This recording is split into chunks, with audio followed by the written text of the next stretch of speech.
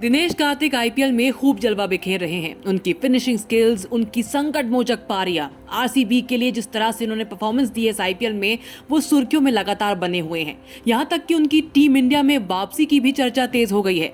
लेकिन इस सब के बीच एक और चीज है जिसके लिए वो खबरों में आ रहे हैं, और वो है उनकी निजी जिंदगी। नहीं, उनकी निजी जिंदगी में कुछ नया नहीं हुआ है, लेकिन जब से वो अपने फॉर्म को लेकर चर्चा में है, तब से एक ट्वीट या यूं कहें एक ट्विटर थ्रेड खूब वायरल हो रहा है, जहां उनकी कमबैक की कथित कहानी बताई जा रही है। कैसे उनका पहली पत्नी से तलाक हुआ, तमिलनाडु टीम की कप्तानी छीन ली गई, महेंद्र सिंह धोनी की वजह से टीम से बाहर किया गया, और बाद में उन्होंने किस तरह आईपीएल में धमाकेदार वापसी की। हालांकि जो कहानी बताई जा रही है उसमें काफी कुछ सही नहीं है, और सिर्फ ये एक मनगढ़ंत कहानी है। सोशल मीडिया पर यह कहानी बहुत वायरल हो रही है। शीर्षक है, समय सबका आता है, बस संयम बनाए रखें। इस कहानी को तमाम फेसबुक पेज, ट्विटर हैंडल्स पर साझा किया जा रहा है। आपको बता दें कि दिनेश कार्तिक और उनकी पहली पत्नी निकिता वंजारा बचपन के दोस्त थे। उनके पिता एक दूसरे को जानने के साथ अच्छे दोस्त भी थे। उनके परिवार वालों ने कपल की दोस्ती को रिश्ते में बदलने का फैसला किया। दिनेश कार्तिक और निकिता भी एक दूसरे से शादी करने के लिए बेताब थे। 2007 में दिनेश कार्तिक ने निकिता वंजारा से शादी कर ली।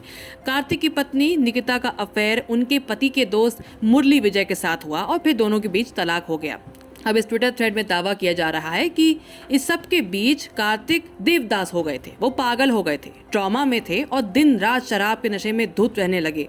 इसके अलावा ये भी दावा किया जा रहा है कि उन्होंने मैच खेलना बंद कर दिया था। आईपीएल ने उनको बाहर कर दिया था। देखिए, ये बात बिल्कुल सच है कि उनकी बचपन की दोस्त निकिता से उनकी शादी हुई थी। कार्तिक उस वक्त रणजी टीम तमिलनाडु के कप्तान थे। उसके बाद उनकी दोस्ती मुरली विजय से हुई।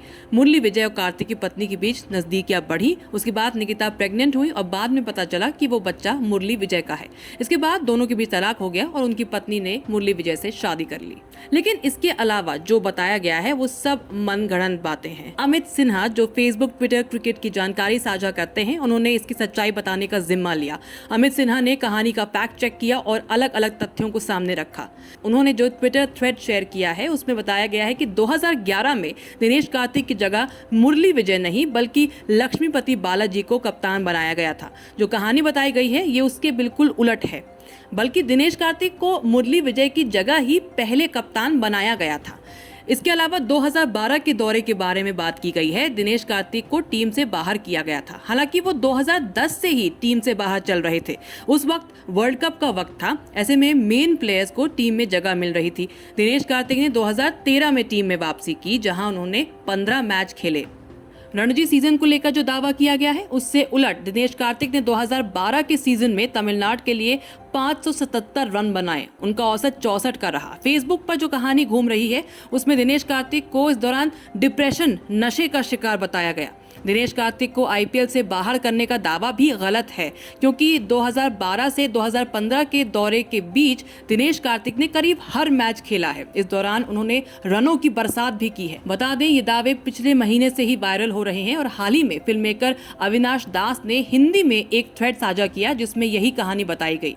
अब उन्होंने इस कहानी को सच मान लिया था या वो इस कहानी पर फिल्म की स्क्रिप्ट बनाने की कोशिश कर रहे हैं, ये हम नहीं जानते। लेकिन आपके चैनल न्यूज़ तक ने इसकी सच्चाई आप तक पहुंचानी मुनासिब समझी, बजाय इसके कि कहीं सुनी मनगढ़ंत बातों पर कोई रिपोर्ट पेश करें।